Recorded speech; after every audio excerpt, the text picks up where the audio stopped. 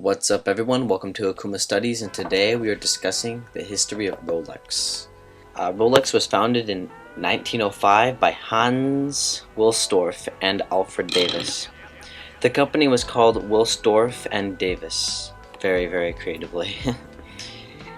It moved from London, England to Geneva, Switzerland in 1919 due to after-war British taxes on gold and silver. Now, this is interesting. So after World War I, there was still heavy, maybe if it was just gold and silver, maybe that's luxury items, and I heard that there was a tax on luxury items. The company began by importing Hermann Anglo-Swiss movements, then putting them in Denison cases. These were sold by jewelers who put their own names on the dial.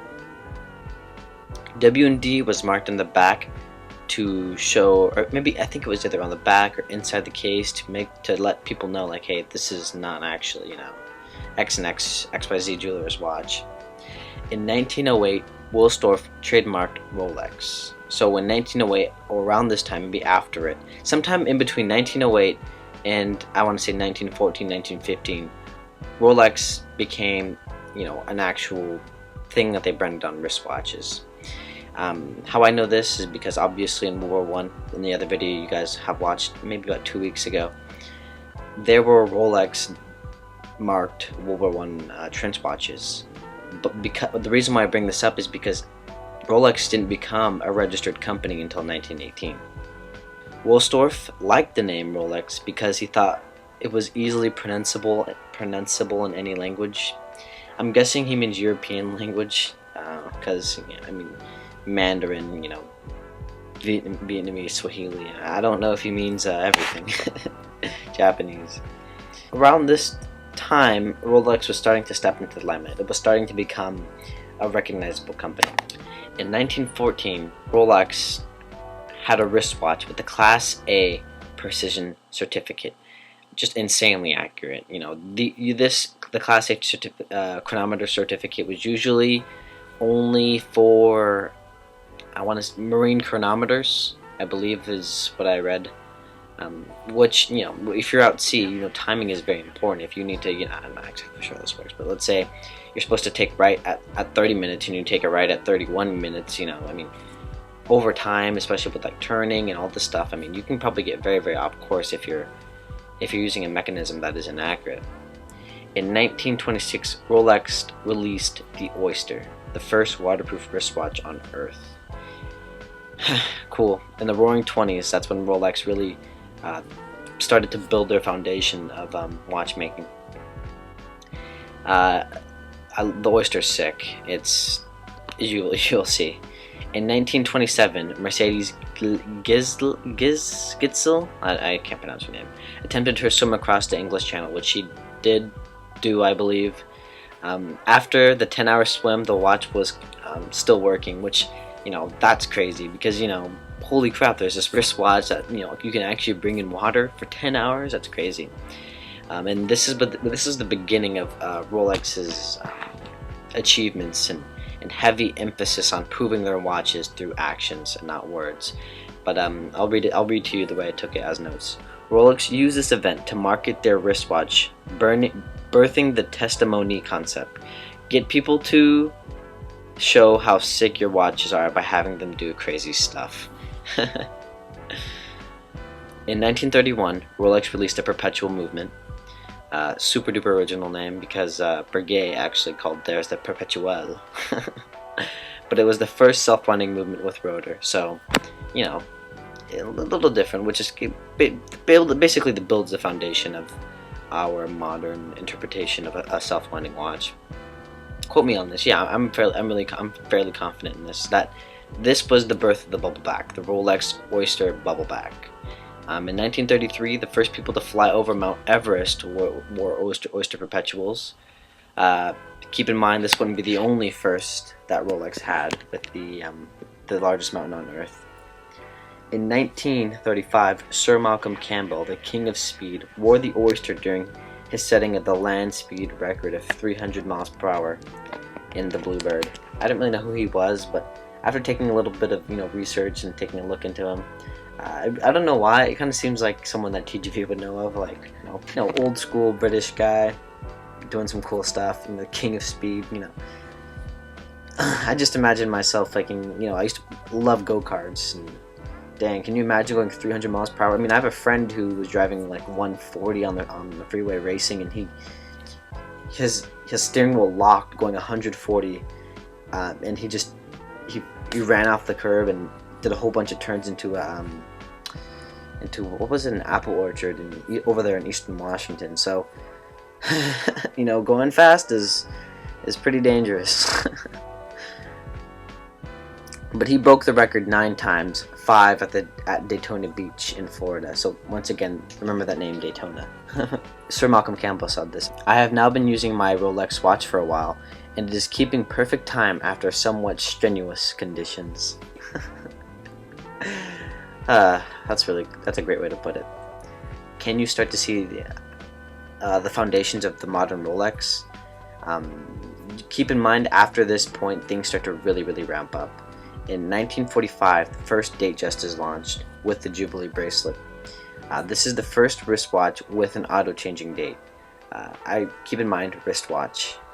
And after the 40s go along, things start to, progress. I mean, they released a Datejust, which is no light deal, but the 50s and 60s is really where Rolex starts to shine.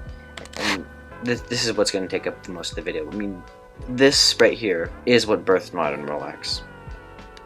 In 1953, the Sir John expedition reaches the summit of Mount Everest wearing oyster perpetuals.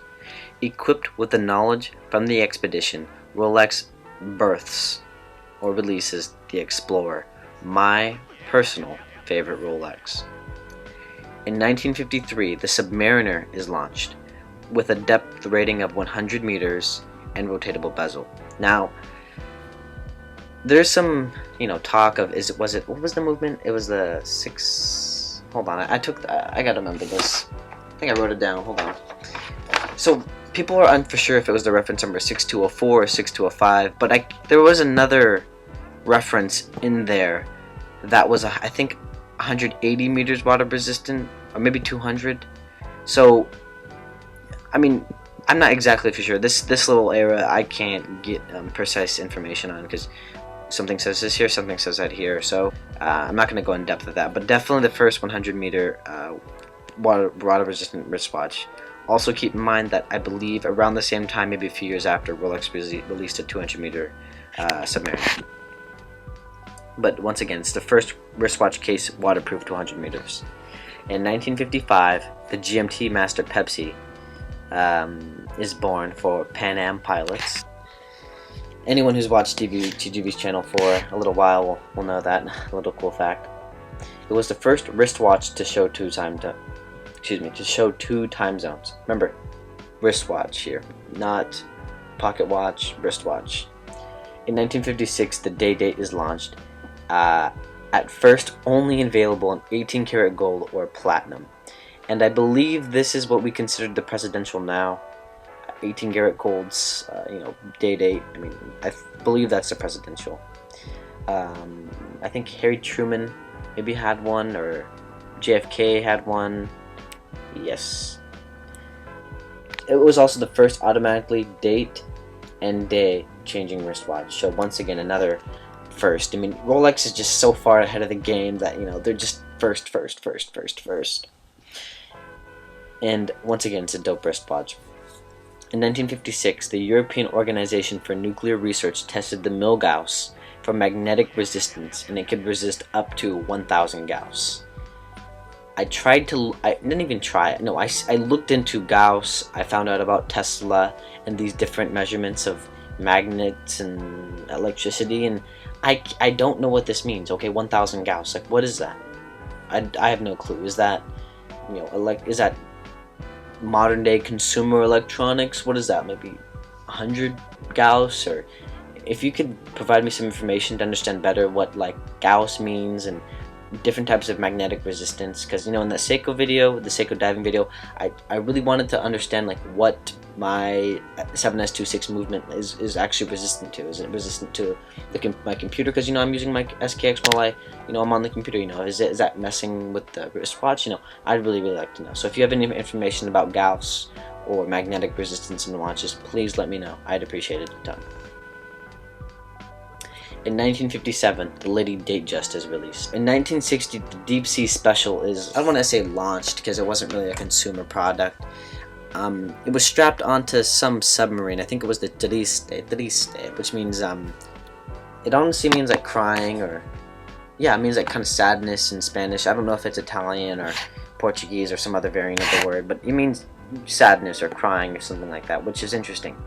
And this wristwatch, kid you not, went down 10,916 meters all the way down in the Mariana Trench, all the way back up, and this thing is crazy looking. It's like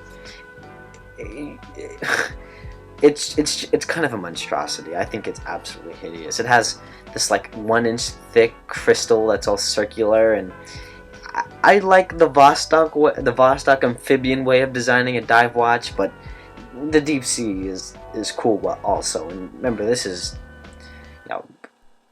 what is this, 5, or maybe, I don't want to say 5 to 10, maybe 5 to 8, maybe, when did the 62 MAS come out? I don't know, but this is around 5 years before Seiko came out with their first dive watch. This is, 10 years, 15-ish, that before the Soviets came out with their dive watch. So, trust me, this is that's no joke. 10,916 meters is absolutely crazy. And also, I wanted to bring this up. Rolex doesn't pay taxes. Technically, the company is owned by a private trust since 1960. When what's his name again? Sorry, oh my gosh, what's his name? Not Alfred. Woldsdorf passed away. He put it in his family name. So basically, it's a family trust. So it's a charity. Interesting enough, a charity owns Rolex. So Rolex doesn't have to pay taxes. Rolex is a private company. They don't disclose profits. They don't disclose. They're a pretty tight-lipped company, which I appreciate. But keep that in mind. Rolex does not pay taxes, and it also doesn't disclose the amount they donate to charity. So. Are they donating money to charity? I don't know. Are they just doing this to avoid taxes? I don't know. I'm not going to say anything I don't know about. And maybe that's the point. You're not supposed to know. In 1967, the Sea Dweller is launched with a deep depth water rating of 610 meters. These were partnered with Comex. Comex is like some cool, I don't know, some diving company. I don't want to say company, organization of divers, deep sea divers. In 1971, they released the Explorer 2 to serve another generation of explorers. This one more in depth, I think, polar explorers and whatnot. But this Explorer had a 24-hour GMT hand, and it's pretty cool. Also, I'm not a fan of the Rolex Explorer 2, but it's cool. It's a cool wristwatch. Don't get me wrong. Later they released the Yachtmaster and blah blah blah blah blah blah blah. But as you can see, I didn't talk about the Daytona. Well, the Daytona, I believe, was launched in 1963, named after the beach in Florida. In this time period in the 60s, Daytona Beach was like known for its racing, and Rolex designed a wristwatch for a chronograph, a racing chronograph. I don't know what movement was in there. I also don't know if it was an El Premier movement in the beginning. I'm not exactly for sure. But yeah, also the Rolex Daytona was launched in 1963. Yep, that kind of concludes my little brief overview of Rolex. I wanted to just kind of understand more about when certain Rolexes were released and kind of where they fit in the time span of Rolex. Because people are always talking about this company, and it's like, Paul Newman Daytona, when was the Daytona even launched? So I just wanted to just look back, get a gauge of, how things were progressing along in that company. And it seems that, Rolex really survived a lot of hard times in the watch industry. it's interesting because a lot of watch companies that started that early, like in 1905, a lot of them died out after World War One. A lot of them died out in World War One and during the Great Depression. A lot of them died out during World War Two. A lot of them died out during the quartz crisis. And what really made Rolex able to just wad through all of that crap was just the fact that Rolex was actually innovating and making useful things for people. Water resistance. I mean, it's important as a diver to know the time as you're diving. It's important to. I mean, you have a wristwatch that can climb the depths of Mount Everest. You have a wristwatch that can go into the depths of the Mariana Trench. You have a wristwatch worn on the wrist of people who have broken the speed record. You have it's been worn on the wrist of countless explorers, and worn on the wrists of countless presidents, and worn on the wrists of countless great men and women. Yeah, but just the huge amount of and variety of people who wore Rolexes is just insane, and it all adds to that heritage of that company. So that concludes my video. Oh, my grandpa had a Rolex. And by women, I mean my grandma got a Cartier. So, yep, there we go. A short, brief overview of Rolex and, the watches that they came out with and why they came out with them. Thank you very, very much for watching Akuma Studies, and Akuma.